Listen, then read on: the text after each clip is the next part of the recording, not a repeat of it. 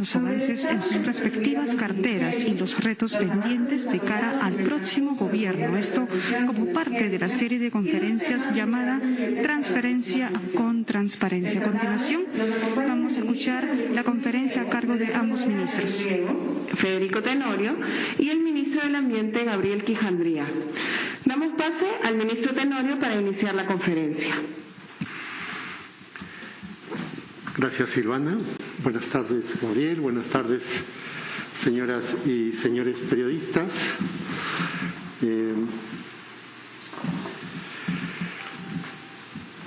Vamos a dar un breve informe sobre nuestra gestión de noviembre a la fecha. El Ministerio de Desarrollo Agrario tiene un contexto y una característica particular.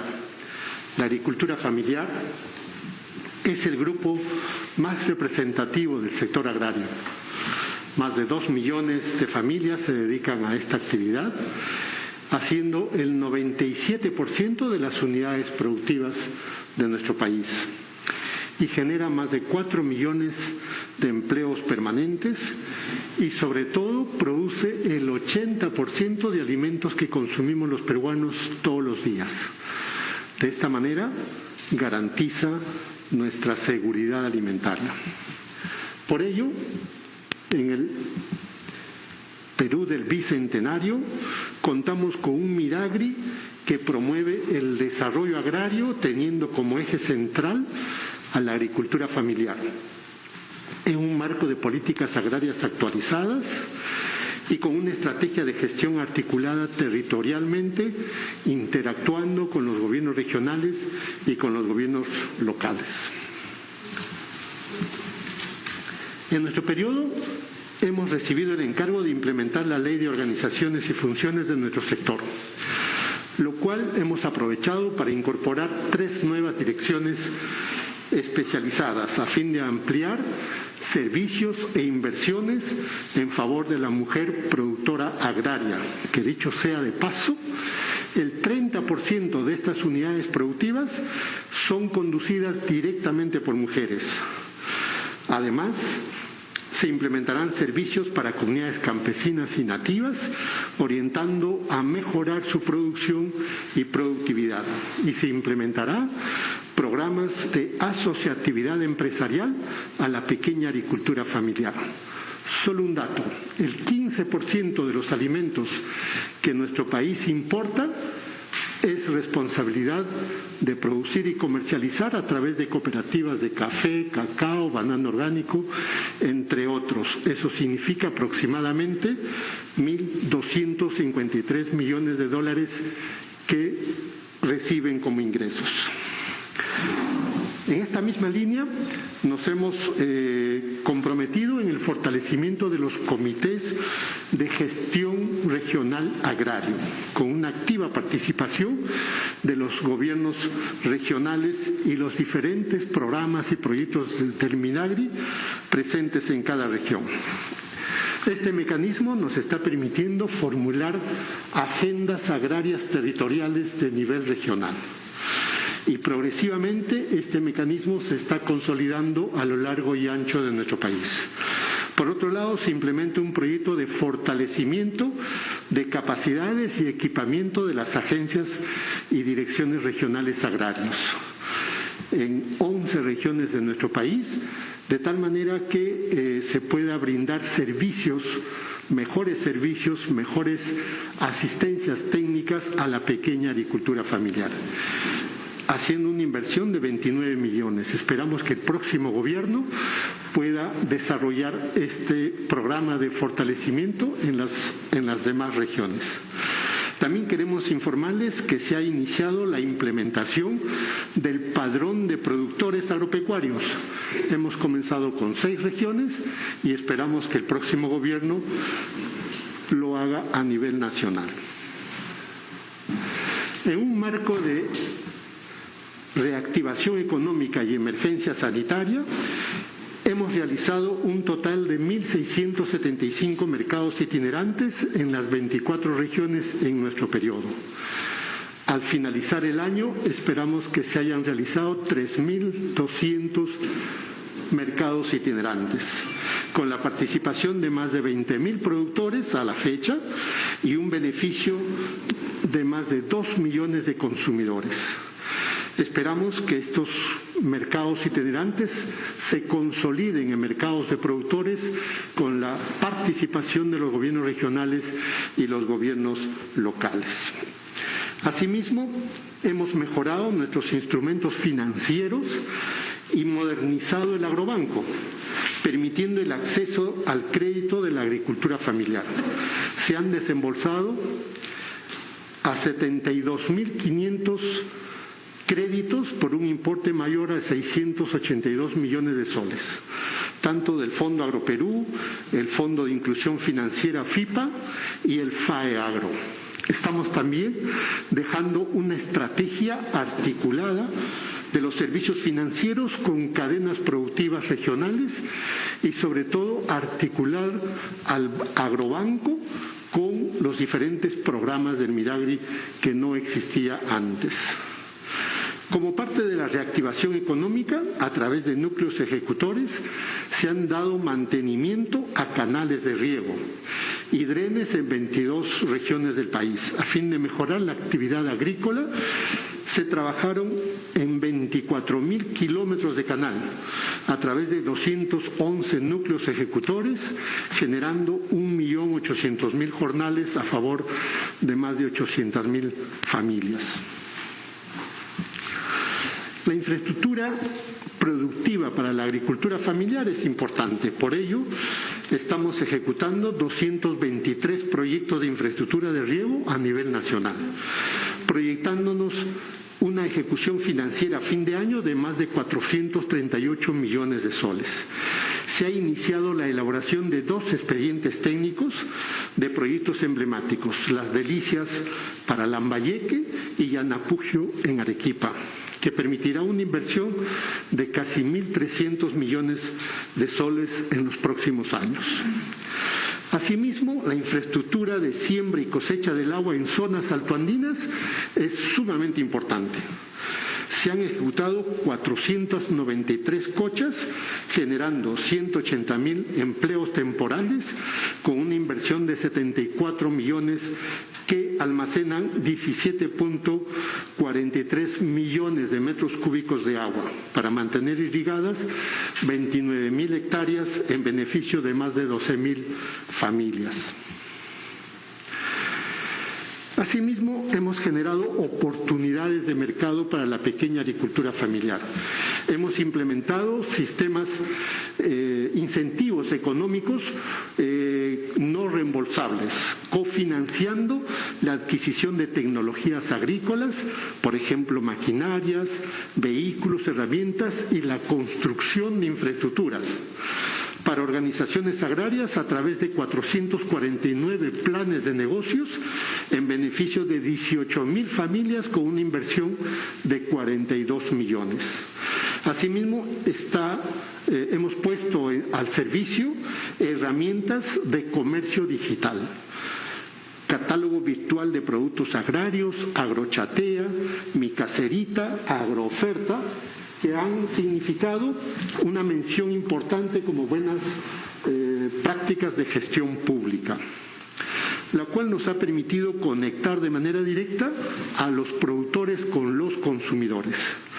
Es necesario, por supuesto, que el nuevo gobierno deba potenciar dichas herramientas para alcanzar un mayor número de agricultores. Por otro lado, se ha podido reglamentar la ley de compras estatales a la pequeña agricultura familiar. El país, el MIDIS y otros organismos del gobierno compran alimentos para los diferentes programas sociales. Entonces, esta ley permite ampliar que la pequeña agricultura familiar pueda convertirse en proveedoras del Estado. Asimismo, hemos desarrollado la marca de certificación de la agricultura familiar. Ambas herramientas suponen un reto de implementación para el siguiente gobierno. En innovación y digitalización se han liberado semillas de kiwicha, quinoa, ryegrass, avena, trigo, camu camu, como parte de una importante investigación que ha desarrollado el Instituto Nacional de Investigación Agraria. Las variedades tienen caracteres superiores de rendimiento, composición y adaptabilidad, y se encuentran a disposición de los semilleristas para beneficiar a más de 15.000 familias. Asimismo, se han distribuido embriones y semen congelado en el marco de un programa de mejoramiento genético del ganado vacuno para 32.000 ganaderos. Se han desarrollado herramientas satelitales para el recojo y manejo de información agraria, que podrán ser usadas por las y los productores. En la misma línea hemos desarrollado una estrategia para el uso de tecnologías digitales que nos permitan potenciar la agricultura familiar. Hemos hecho importantes avances para hacer una agricultura sostenible.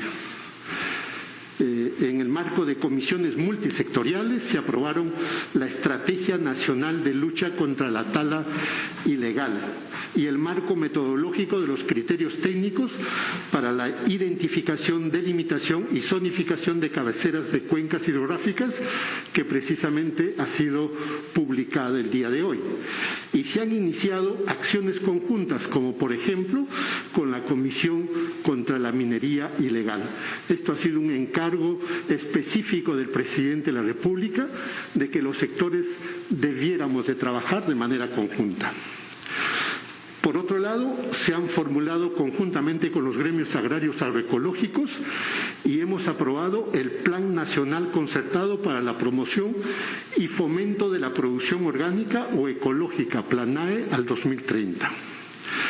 Asimismo, los sistemas silvopastoriles mantienen la humedad del suelo, reducen las altas temperaturas y contribuyen a aumentar la productividad.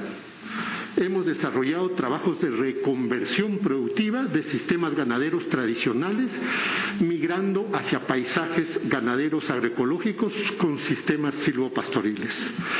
Por otro lado, hemos reconocido 3 zonas de agrobiodiversidad en comunidades del Cusco y Junín, involucrando a más de 60.000 hectáreas, donde se han registrado una importante agrobiodiversidad nativa de variedades de papa, oca, mashua, yuco, maíz, habas, quinoa, tarwi y otras raíces y tuberosas andinas.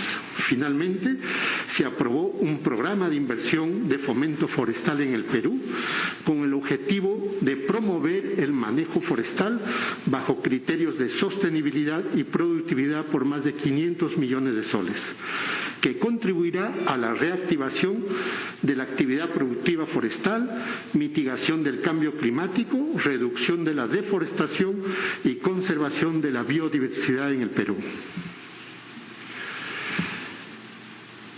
¿Cómo está nuestra agricultura para el mundo? El Perú ha seguido creciendo a pesar de la epidemia y a pesar de la emergencia sanitaria en sus exportaciones alimenticias en el mundo, como lo informó nuestra ministra de Comercio Exterior. En nuestro sector hemos logrado la aprobación de las autoridades sanitarias chinas para la exportación de palta, cítricos, mango y uva. Además, se lograron abrir mercados para la quinoa y waxflower a Colombia, arándanos a Taiwán, uvas, cítricos y plántulas in vitro de papa a la Argentina, paltas a Corea y Tailandia y cítricos al Uruguay. Asimismo, hemos acompañado a 212 organizaciones de productores en ferias internacionales de alto perfil y lideramos la organización de eventos posicionando a nivel internacional el Perú, como por ejemplo la Feria Internacional del Café, que en octubre de este año se realizará en Quillabamba.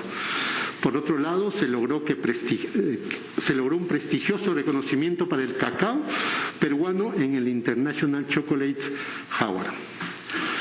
Sobre la base de lo avanzado, consideramos que los principales desafíos de la siguiente gestión son operativizar y escalar los mecanismos de gestión descentralizada del Perú, Escalar la oferta crediticia en el marco de paquetes integrales de servicios provistos por los CEGRAS, ¿no? Estos comités de gestión regional agraria. Fortalecer la gestión integral y descentralizada de la infraestructura de riego. Implementar mercados de productores y fortalecer circuitos cortos de comercialización.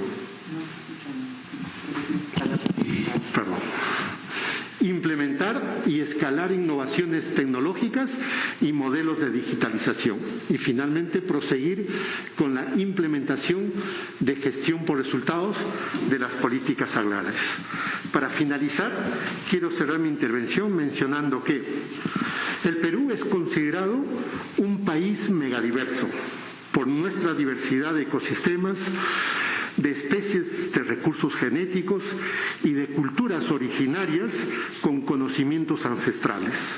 Por ello, nuestra prioridad no debe ser producir mucho de pocos productos, sino por el contrario, producir poco de muchos productos, porque tenemos las condiciones agroclimáticas para producir alimentos con alto valor nutritivo, garantizando nuestra seguridad alimentaria y conquistando mercados internacionales exigentes. También quiero aprovechar esta oportunidad para invitarlos a rendir un especial homenaje a las mujeres y hombres de la agricultura familiar que, a pesar de la adversidad y la emergencia sanitaria, han seguido trabajando para que nuestras familias tengan los alimentos todos los días, fortaleciendo nuestra salud. Muchas gracias. Muchas gracias, ministro Tenorio. Damos paso entonces al ministro Gabriel Quijandría, ministro del Ambiente. Muchas gracias, buenas tardes y gracias por la oportunidad para hacer este recuento acerca de lo que se ha podido avanzar en el sector ambiente en esta gestión. En primer lugar, poder ponernos rápidamente en cuestión, entendiendo que el Perú, en términos de la temática ambiental, es un país claramente en una transición generada por el crecimiento económico de los años recientes, que ha puesto presión sobre el ambiente y sobre los recursos naturales, como se ve claramente reflejado aquí, donde estamos viendo la evolución de los datos de la deforestación en el país, con un repunte en el último año. Veníamos manteniendo alrededor de 150.000 hectáreas de bosque perdidas por año, y el último año, un poco como efecto del repliegue del Estado, de situaciones vinculadas a la pandemia, hemos tenido un crecimiento, ¿no?, durante el año 2020 relativamente importante, que se refleja también en términos de nuestras emisiones de gases de efecto invernadero, donde alrededor del 50% de estas emisiones están asociadas precisamente a esta pérdida de bosques que estábamos mostrando anteriormente. Eso, como lo vemos en esta gráfica que muestra los últimos datos, los datos del cálculo del último inventario de gases de efecto invernadero al 2016, demuestra que el crecimiento económico ha tenido un efecto sobre las emisiones de gases de efecto invernadero.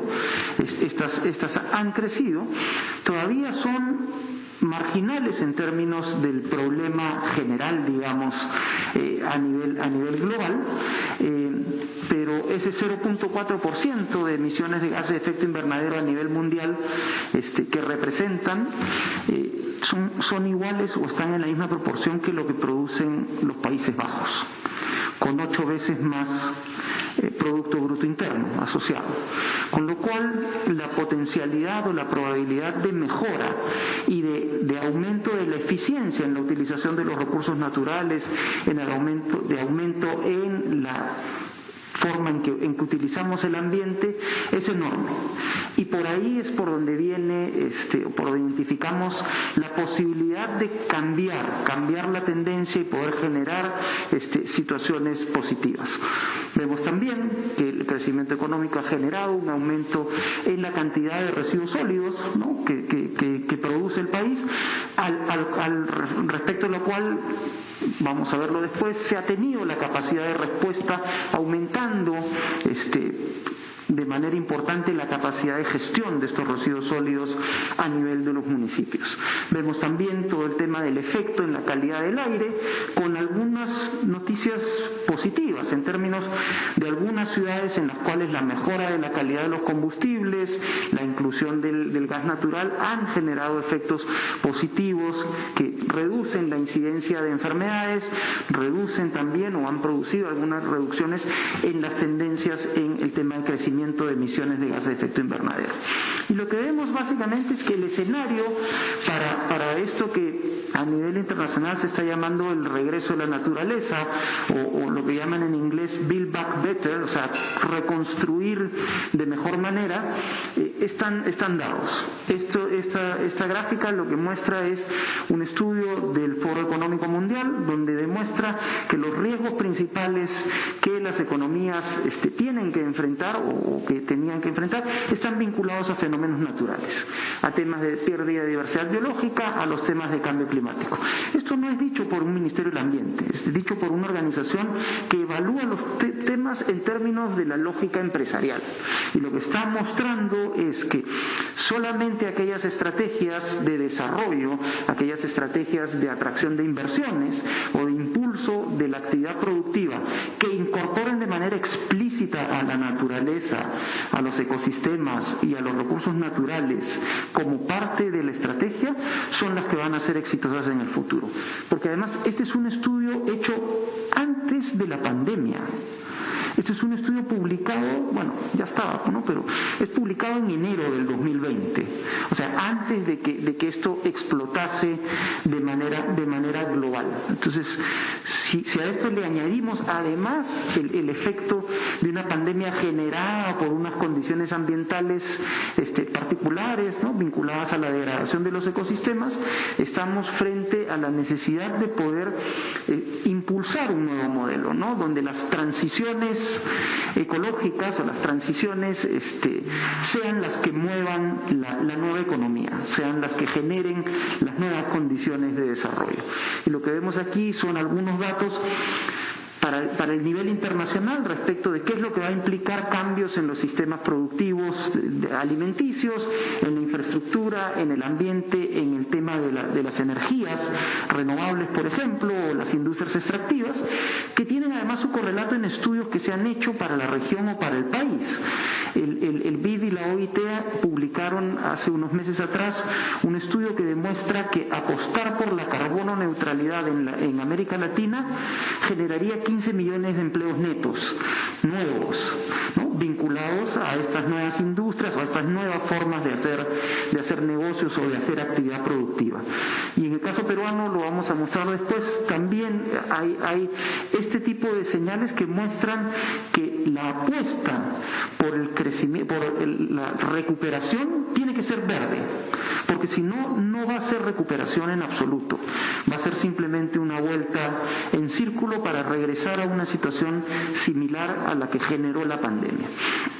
Un poco un recuento rapidito de qué se trata el sector ambiental, ¿no? Además del Ministerio, el Ministerio tiene 7 organizaciones adscritas, 4 de ellas con un componente muy fuerte vinculado al tema de investigación: el CENAMI, el Servicio Nacional de Meteorología y Hidrología, el Instituto Nacional de Investigación en Glaciares y Ecosistemas de Montaña, el Instituto Geofísico del Perú, que todos conocen por el tema del monitoreo de los sismos, por ejemplo, y el Instituto de Investigaciones de la Amazonía Peruana. Algunos bastante antiguos, algunos con una trayectoria institucional muy grande y de generación de información, y 3 más vinculados a gestión concreta.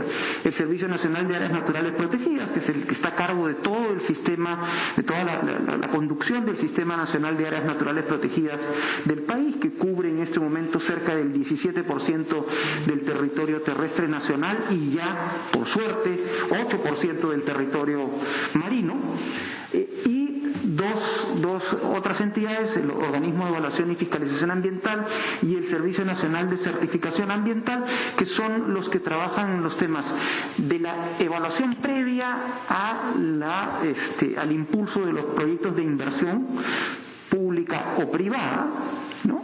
En todo lo que tiene que ver con la evaluación de impacto ambiental, y el OEFA vinculado al seguimiento del cumplimiento de los planes de gestión que se aprueban como parte de los estudios de impacto ambiental.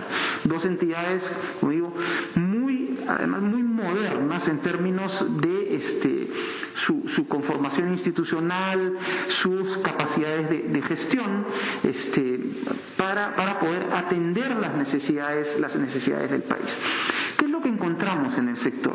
Y hay que reconocer que los 5 años que han transcurrido han sido, todos lo sabemos, años muy movidos, muy complejos, pero que sin embargo han permitido igual, ¿no?, a pesar de lo complejo del contexto, algunos avances importantes, ¿no? Que encontramos, por ejemplo, algunos avances relevantes en la construcción de la institucionalidad nacional sobre temas de cambio climático a partir de la aprobación de la Ley Marco de Cambio Climático y su reglamento, y algunos otros impulsos como la instalación de la Comisión de Alto Nivel de Cambio Climático, que es este espacio de ministros con la Asamblea Nacional de Gobiernos Regionales, con la Asociación de Municipalidades del Perú, con el CEPLAN, que discuten las políticas nacionales o las acciones nacionales de respuesta frente al cambio climático, que es un tema de vital importancia en un país como el Perú. Algunos avances también en los temas de áreas protegidas, vinculados a la creación de áreas de conservación regional, a la concreción de la iniciativa Patrimonio Natural del Perú, que permite darle sostenibilidad financiera a la gestión de las áreas protegidas. En temas de diversidad biológica, algunos avances en la construcción de las líneas de base de aquellos cultivos que pueden verse afectados por la existencia de organismos biomodificados de esas especies, ¿no? O sea, en este caso concreto, papa, maíz y algodón se pudieron avanzar, o se encontramos avanzadas, ¿no? Se crearon las 2 primeras zonas de agrobiodiversidad, Cuyo en Puno y el Parque de la Papa en Cusco, ¿no? Y como señalaba, algunos avances interesantes en términos, por ejemplo, de la capacidad de gestión de residuos sólidos, 10 rellenos sanitarios que se pudieron avanzar entre 2017 y 2020. ¿Qué es lo que hemos hecho nosotros como gestión a partir de noviembre del 2020? Básicamente, en muchos casos, no alterar demasiado, no cambiar mucho las grandes líneas de trabajo, que además han sido características y han tenido una continuidad bastante grande en el sector desde la creación del Ministerio en el 2008, ¿no? Entonces, lo que hemos es profundizar varios de los temas que ya venían siendo impulsados desde el Ministerio y acelerar bastantes procesos que habían estado demorando un poco, ¿no? En términos de políticas, estamos a punto de aprobar nuestra Política Nacional del Ambiente. Esperamos que entre en el próximo Consejo de Ministros del miércoles próximo para poder aprobarla. Hemos avanzado de manera bastante importante la discusión de la Política Nacional de Glaciares y Ecosistemas de Montaña, que ya quedará para la siguiente gestión aprobarla, igual que la Estrategia Nacional contra el Cambio Climático al 2050, ¿no?, que prevé todo este tema del camino a la descarbonización o a la neutralidad de carbono en este año. Y en paralelo hemos podido aprobar el Plan Nacional de Adaptación al Cambio Climático, el Plan de Acción de la Estrategia Nacional de Diversidad Biológica, el Plan Nacional de Implementación del Convenio de Estocolmo y el Plan de Metales Pesados, Metaloides y Sustancias Químicas Tóxicas, para poder atender un problema importante vinculado a estas situaciones que se generan con personas afectadas por metales pesados provenientes de actividades mineras o a veces de efecto natural, ¿no? Por problemas que genera el cambio climático que expone la zona mineralizada a los efectos del ambiente. En el caso de la Política Nacional del Ambiente, estamos hablando del instrumento estratégico principal que vamos a dejar aprobado para poder conducir una política de gestión ambiental o una política ambiental moderna que incorpore esta lógica que señalaba de en qué medida la naturaleza se convierte en un aliado para resolver problemas de desarrollo, ¿no? Y no en una traba, no en un problema. Junto con la Política Nacional del Ambiente estamos dejando también algo que ocurre por primera vez: la visión ambiental juvenil del Perú, que es resultado de un proceso de consulta amplio con cerca de 8.000 participantes, hecho a nivel virtual, con jóvenes, ¿no? Hasta 29 años, de 15 a 29 años, que han participado en un proceso de decir cómo ven ellos el tema ambiental a futuro, cómo sienten que el tema ambiental tiene que ser manejado en el país hacia el futuro. Y esto complementa este documento oficial de la Política Nacional del Ambiente con una visión hacia adelante, con la visión de las nuevas generaciones claramente más formadas, más sensibles a los temas ambientales tal vez que las generaciones que estamos en este momento a cargo de las decisiones, y por tanto generan pues una esperanza de cambio real. Básicamente 7 líneas de acción que se han desarrollado en esta gestión: en los temas de cambio climático, la actualización de nuestros compromisos frente a la Convención de Cambio Climático, incrementando nuestra ambición climática, o sea, diciendo que vamos a reducir un 40% de nuestras emisiones de gases de efecto invernadero al 2030 respecto al compromiso anterior del 2015 que estaba en 30%, lo cual tiene toda una serie de implicaciones sobre despliegue de energías renovables, sobre controlar la deforestación, sobre varias formas nuevas de abordar actividades productivas. Hemos concretado la venta de bonos de carbono más grande de la historia del Perú, por $87 millones, entre un área natural protegida, el Parque Nacional Cordillera Azul, y una gran empresa del sector extractivo, una empresa internacional que ha comprado estos bonos. Hemos logrado ampliar al 2025 la vigencia de la declaración conjunta de intención sobre este mecanismo de pagos por deforestación evitada con los gobiernos de Noruega y de Alemania. O sea, se firmó en el 2014 con estos dos gobiernos. En esta ampliación ha entrado además el gobierno del Reino Unido y el gobierno de los Estados Unidos como observador, y se ha ampliado esta vigencia 5 años más. ¿Para qué? Para tener un programa de pago por resultados, o sea, a medida que vayamos mostrando resultados en la reducción de la deforestación, recibimos un pago.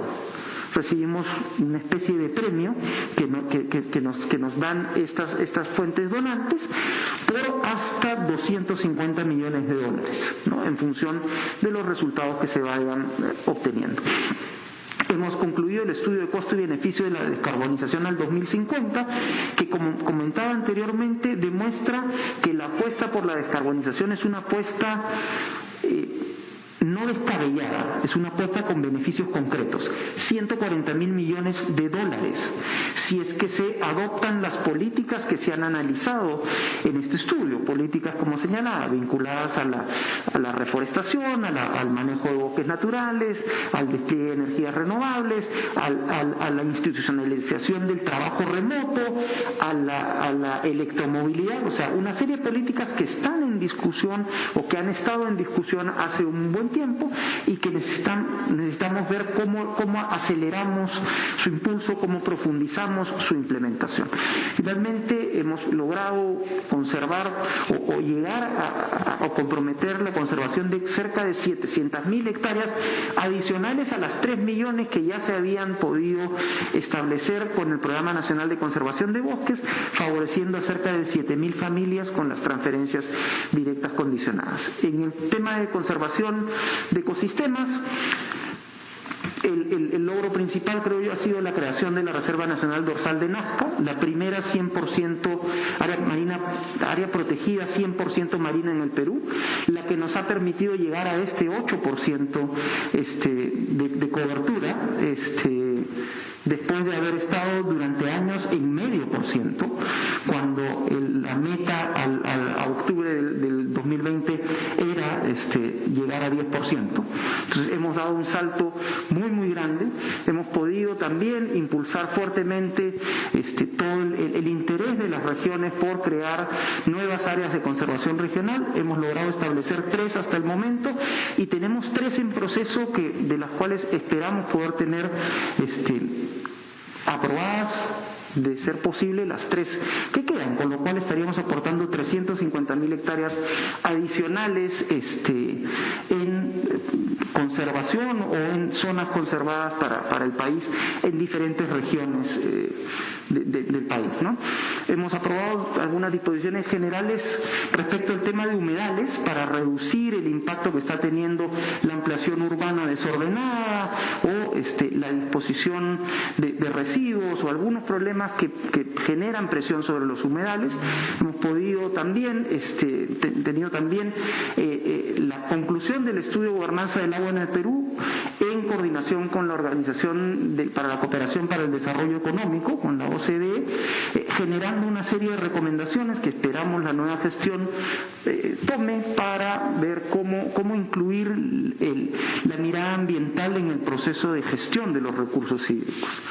Hemos podido inaugurar, y ahí nos acompañó el ministro Tenorio hace unos meses, el primer proyecto financiado con el mecanismo de retribución de servicios ecosistémicos de Sedapal en el Bofedal de Millos, que está ubicado en la cabecera de cuenca del río Santa Eulalia, que es uno de los proveedores de agua para la ciudad de Lima, ¿no? que había sido degradado por toda una serie de prácticas, la extracción de la turba para sustrato para algunos viveros, y que ya se está empezando a poder gestionar.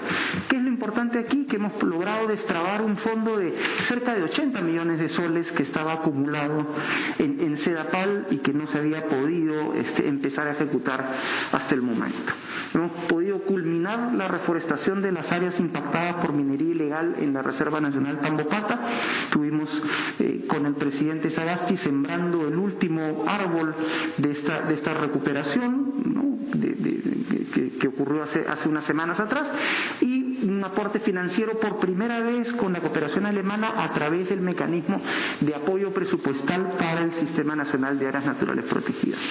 En los temas de justicia e información ambiental hemos tenido bastantes avances en un trabajo muy cercano con otras entidades, con el Ministerio de Justicia, con el Ministerio del Interior, con el Ministerio de Defensa, donde creo que uno de los temas principales tiene que ver con mejorar esta capacidad de respuesta del Estado, hacerla más eficiente y más oportuna, para poder enfrentar los problemas que enfrentan los defensores ambientales, que muchas veces están en la primera línea de batalla frente a las economías ilegales y los problemas que estas generan. En los temas de calidad ambiental, en coordinación con el Congreso, se ha podido aprobar la Ley de Prevención y Control de la Contaminación Lumínica, que es un tema importante en nuestras ciudades y que va a permitir mejorar la calidad de vida. Estamos también por aprobar, esperamos en el próximo Consejo de Ministros, el Plan Restauración, que es el que va a permitir darle continuidad a las actividades de la Operación Mercurio, de enfrentamiento de la minería ilegal, pero ahora no solamente en Madre de Dios, sino que el Plan Restauración va a cubrir también Cusco y Puno, que son zonas donde también hay una ocurrencia muy fuerte de problemas de minería ilegal. Hemos logrado culminar con la construcción de 9 rellenos sanitarios, o los vamos a culminar hasta el 28 de julio. La próxima semana o las próximas 2 semanas tenemos por entregar varios de ellos, 4 por lo menos en la zona del norte del país, entre Piura y Lambayeque, y que son infraestructuras sumamente importantes para mejorar la calidad de vida, para mejorar condiciones de salubridad en una coyuntura en la cual la pandemia todavía está presente, y además generan un movimiento de la economía a partir de permitir mejoras en las condiciones de trabajo y en las posibilidades de los recicladores, por ejemplo, ¿no? Hemos también podido gestionar un financiamiento adicional para recuperar botaderos, o sea, porque no basta simplemente con construir nuevos rellenos sanitarios, sino cerrar los botaderos existentes, ¿no? Abandonar esos botaderos y poder restaurar eso en lo que se pueda a las condiciones que habían antes de que se utilizaran para descartar o para manejar residuos sólidos. Hemos conseguido este financiamiento por parte de la cooperación japonesa para rehabilitar 18 botaderos que están siendo abandonados porque ya están siendo reemplazados por sus rellenos sanitarios. El día de hoy hemos firmado el Pacto Peruano por una Economía Circular con 28 entidades del sector privado, de la cooperación internacional, también con la presencia del Ministerio de Desarrollo Agrario y Riego, del Ministerio de la Producción, del Ministerio de Comercio Exterior y Turismo. Hemos avanzado en la suscripción de los acuerdos de producción limpia y en varios otros temas asociados a este concepto de economía circular, que es un concepto muy fuerte que está siendo discutido a nivel internacional respecto de cómo generarle más vida a los materiales y a los productos y poder entender esta necesidad de valorizar los residuos. En temas de Ciudad Bicentenario, que es este emprendimiento multisectorial que se está llevando a cabo en la zona de Ancón, hemos podido lanzar o iniciar el proceso de construcción de la Franja Verde, que son estas 2.000 hectáreas que van a servir de zona de intercambio entre el desarrollo urbano que va a ocurrir en la parte baja y la conservación que se va a mantener en las zonas de loma que están en la parte más quebrada, en la parte más alta, para poder generar un nuevo modelo de desarrollo de ciudad, donde evitemos la invasión de las laderas, la exposición de las personas al riesgo de desastres. Finalmente, lo que tiene que ver con fortalecimiento de organismos adscritos, hemos podido concluir varias inversiones vinculadas a temas de infraestructura, una sede importante del Servicio Nacional de Áreas Naturales Protegidas en Iquitos para poder tener todas juntas las oficinas de administración de 8 áreas protegidas del Sistema Nacional que están en la zona, el Observatorio Volcanológico del Instituto Geofísico del Perú en Arequipa. Hemos estado la semana pasada, a inicios de esta semana, en Concepción, inaugurando también este primer centro macrorregional de pronóstico hidrometeorológico e innovación del CENAMI, que va a permitir acercar la información y el trabajo del CENAMI a los productores, a los gobiernos regionales, a los gobiernos locales, para prevenir desastres, para mejorar la producción en estas zonas. Adicionalmente a estos dos, hemos podido designar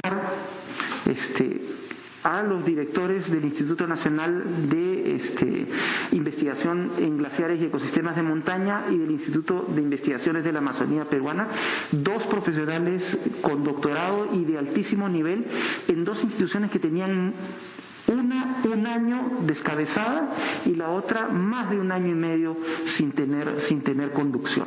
Entonces, también es un logro en términos importantes de continuidad y fortalecimiento de las capacidades de gestión de estas entidades. ¿Cuál es el mensaje que tiene que quedar final y que esperaríamos que la gestión entrante adopte?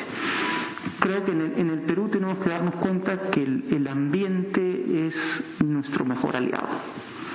No vamos a poder construir una estrategia de desarrollo, no vamos a poder lograr que haya más avances en el cierre de brechas socioeconómicas, en la inclusión de personas, si es que el ambiente no es incorporado como parte de la estrategia.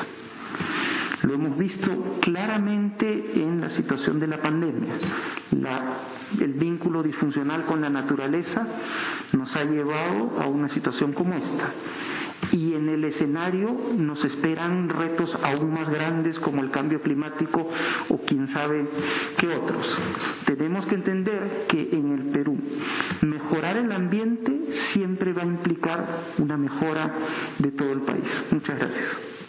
Muchas gracias, señores ministros. Entonces damos pase a las preguntas. Empezamos con Jimena Arreategui de TV Perú. Les pedimos por favor que sean preguntas breves y concisas. Gracias. Ministros, muy buenas tardes. Hacerle la consulta al ministro de Ambiente sobre el proyecto de ley que se va a debatir en el Congreso que permitiría el uso de la minería aluvial y el uso de dragas en ríos, lagos y otras fuentes de agua, considerando que son actividades prohibidas actualmente en la legislación. ¿Cuál es su opinión al respecto? Y para el ministro de Desarrollo Agrario y Riego, quisiéramos saber, ministro, en general, ¿a qué se debe el alza de productos de primera necesidad, como en diferentes centros de abastos y supermercados, como por ejemplo el aceite, los fideos? Muchas gracias.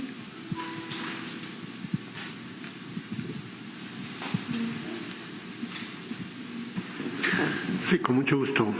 Gracias. El alza de precios, en primer lugar hay que señalar que es un fenómeno global, es decir, no es solo un problema de nuestro país. En el caso de nuestro país, el alza de los precios tiene componentes importados. De hecho, el ejemplo que usted ha puesto sobre el aceite está principalmente elaborado de un producto como la soya, y que esto es importado de otros países, y la soya es un commodity que no se fijan los precios sino en bolsa, y estos la oferta de productos como la soya en medio de un contexto de emergencia sanitaria global ha sido alterado totalmente. Es decir, con la reactivación económica la demanda es mayor en relación a la oferta de los países de soya. Por eso se ha experimentado un incremento importante en el precio de este producto, aproximadamente un 70% de incremento del precio de la soya respecto a tradicionalmente cómo venía costando. Creo que es un fenómeno que tenemos que seguir buscando otras alternativas, ¿no es cierto?, de consumo. Hay que señalar también que el maíz amarillo duro y la soya, ambos son alimentos esenciales para la producción de pollos o de aves en nuestro país. Entonces eso también está teniendo efectos en el precio de la carne de pollo, ¿no? Hay otros sectores productivos en nuestro sector que están teniendo este efecto, como los ganaderos lecheros, etcétera. Pero creo que tenemos que señalar que por el momento tiene estos efectos. También hay que considerar que el precio del dólar se ha incrementado, entonces cuando nuestros importadores van a comprar estos productos invierten más moneda nacional para hacerlo, ¿no? Gracias. Muchas gracias por la pregunta. Una buena noticia, el proyecto ha regresado a comisiones por el planteamiento de una cuestión previa, lo cual a nosotros nos parece que es lo adecuado. Nosotros ya habíamos mostrado a través de un informe y a través de expresiones públicas nuestro rotundo rechazo a ese proyecto por las consecuencias que podría tener. O sea, reconocemos absolutamente, y esto es algo que está presente desde que se creó el Ministerio del Ambiente, la necesidad de atender la problemática de la minería ilegal, pero no a través de legislación que lo único que hace es alargar plazos y permitir que la actividad ilegal siga impune. O sea, yo puedo reconocer que hay buena intención detrás de esas normas, pero están muy mal diseñadas. Entonces, lo que nosotros hemos planteado es: sentémonos a discutir las normas que realmente resuelven el problema. Y por tanto, también desde el Ejecutivo, como lo señalaba en la presentación, estamos avanzando en términos del plan restauración, ¿no?, que es una alternativa frente a estas propuestas que lo que buscan es flexibilizar los controles para permitir más minería ilegal, ¿no? Muchas gracias. Damos paso entonces a la pregunta de Walter Guayanay Quispe, de Radio Televisión Atlantis, de Ayacucho. Walter Guayanay Quispe, empresa de Radio Televisión Atlantis SRL. Pregunta: Habiendo el gobierno declarado el estado de emergencia para 7 distritos en el departamento de Ayacucho, mediante el decreto supremo número 093/2021, ¿cuál es el resultado de apoyo a la fecha por el Ejecutivo? ¿Y por qué no se brindó el apoyo de 1 millón de soles solicitados por la Dirección Regional de Agricultura de Ayacucho para este acontecimiento?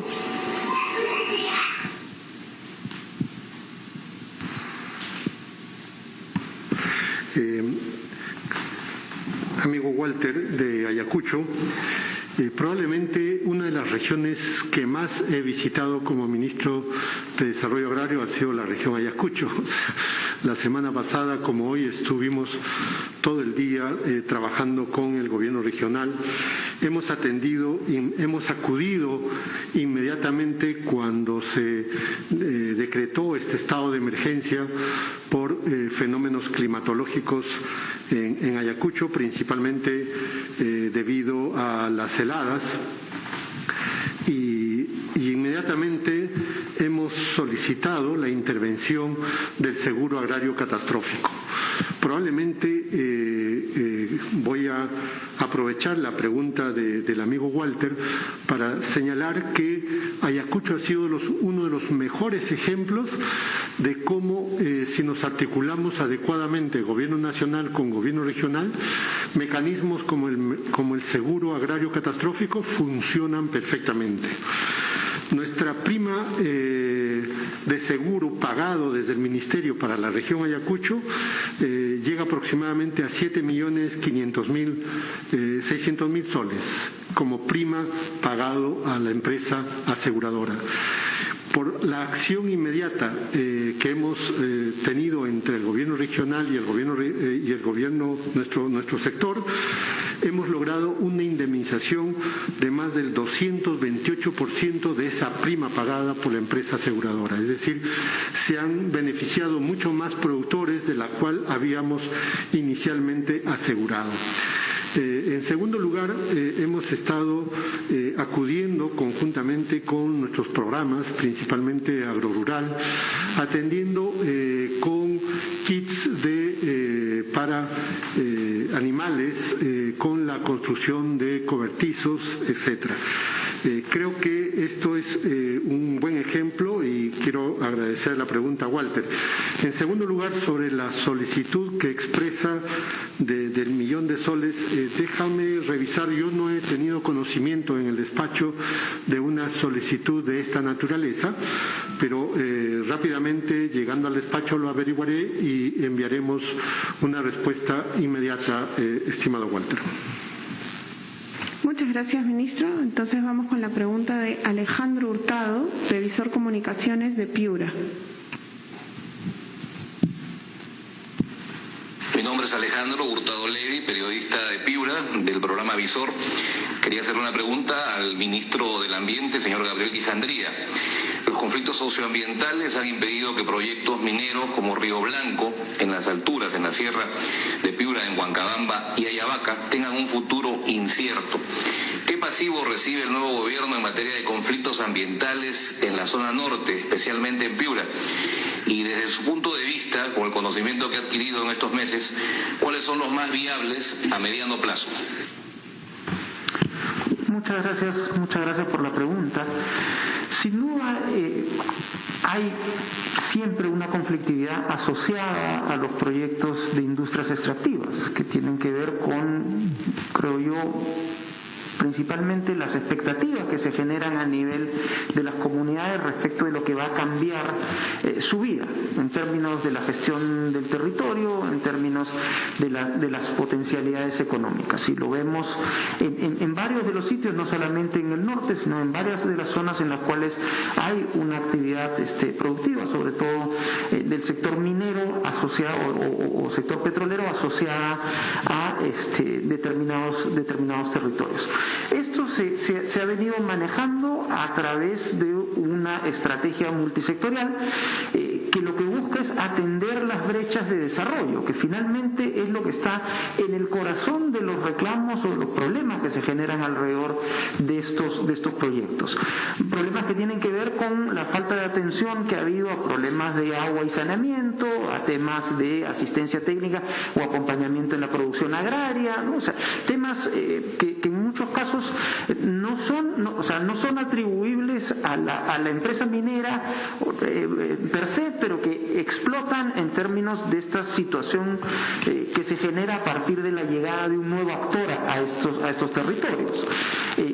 Entonces, la estrategia de gestión que se está llevando adelante es esta gestión, como digo, multisectorial, en la cual diferentes sectores buscan atender los temas que tienen pendientes de agenda para ir reduciendo esta conflictividad.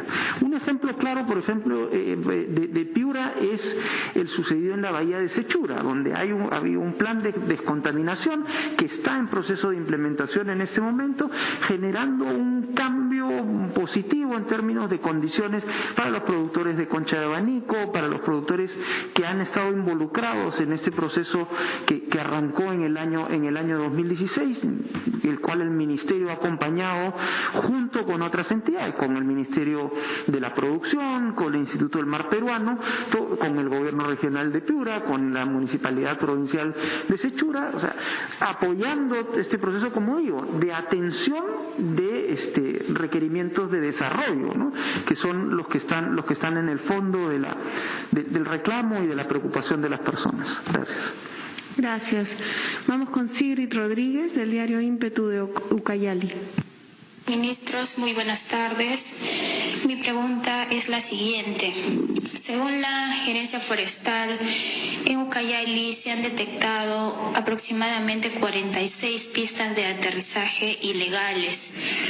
¿Qué acciones se está tomando al respecto, dado que estas pistas se encuentran mayormente en el territorio de poblaciones indígenas, sobre todo en las provincias de Padre Abad, Purús y Atalaya?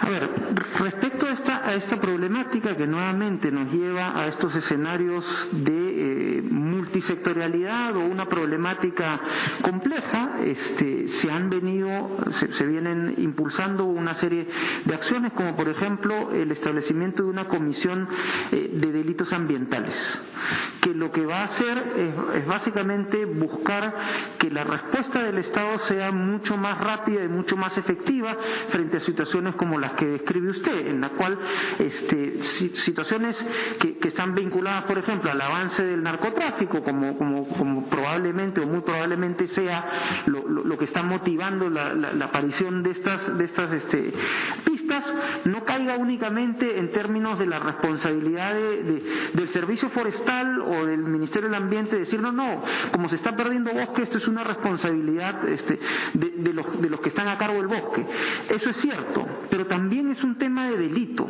Entonces tiene que haber una intervención de los ministerios o de los sectores que corresponde. Tiene que haber una intervención también del Ministerio Público, del Poder Judicial, porque uno de los temas que necesitamos poder dejar absolutamente claro es que los delitos ambientales no son delitos menores. Son delitos que hemos visto de manera trágica en el último año, que han generado muertes de personas que enfrentan economía ilegal y a veces sin suficiente apoyo del Estado, por lo cual hemos tomado algunas medidas, por ejemplo, en la creación de este protocolo de atención multisectorial para los defensores de derechos humanos. Entonces, frente a esas situaciones necesitamos poder afinar esta llegada y esta mirada multisectorial que es la única que va a poder garantizar este control efectivo del territorio y evitar estas acciones, estas actividades ilegales. Sí, en lo que se refiere a nuestro sector, para responder a Sigrid, Serfor ha transferido las funciones al gobierno regional de Ucayali. Por lo tanto, Creo que complementariamente a lo que menciona mi colega Gabriel, no solamente hacer una intervención multisectorial, sino también intergubernamental, es decir, una mayor coordinación entre el gobierno nacional, gobierno regional, de tal manera de abordar esta problemática de manera integral. Hay que recordar que el Comando Conjunto, en coordinación con la Policía Nacional, viene llevando a cabo acciones de destrucción de estas pistas de aterrizaje clandestinos. Entonces, la información es importante, la actuación oportuna es importante, y creo que ahí necesitamos, bajo un mismo objetivo, actuar de manera conjunta. Gracias, ministros. Finalmente vamos con una pregunta de Johan Klug, de La República. Ministro, buenas tardes. En cuanto al tema del día de mañana del vacunatón que se va a desarrollar, ¿cómo será la repartición de dosis de cada uno de estos 21 centros de vacunatón? ¿Se ha previsto que pueda asistir más gente de la que se espera? ¿Y cuándo se podrá conocer, en todo caso, en qué otras regiones? Porque se entiende que van a ser 3 jornadas en Lima y Callao en la que se va a desarrollar este vacunatón. ¿En qué otras regiones se va a desarrollar y qué otras comorbilidades se consideran para la vacunación de los adolescentes? También considerar el tema de este gobierno dejará el reglamento de la ley de transgénico, o qué propuesta se transferirá al nuevo gobierno. Gracias.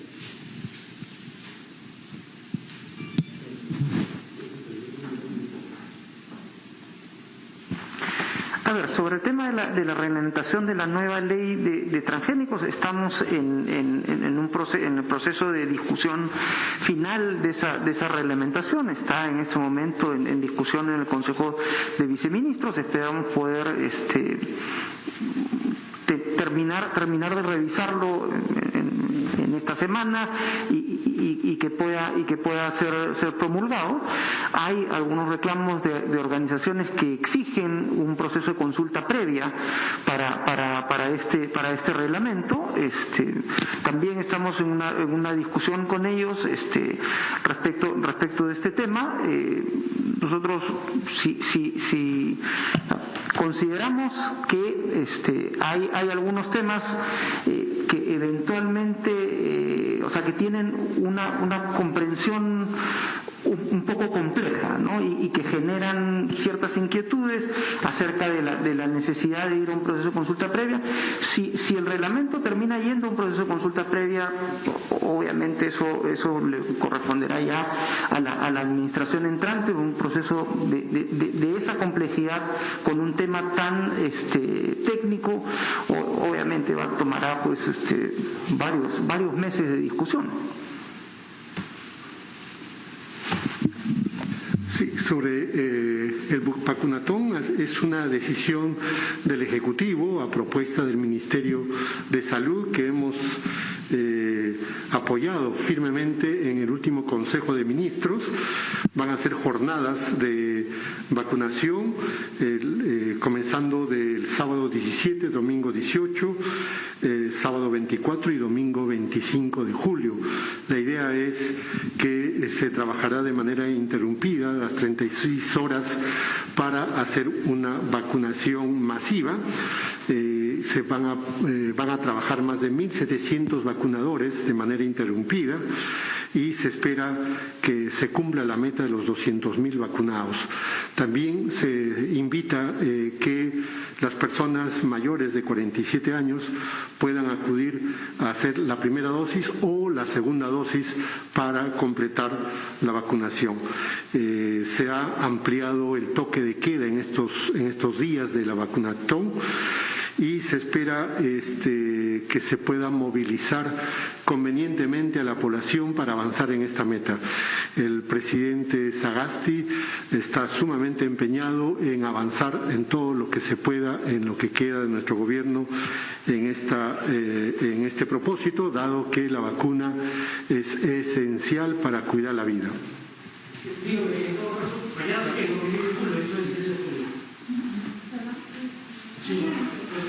En cuanto al tema de las emergencias, ¿cómo se va a desarrollar?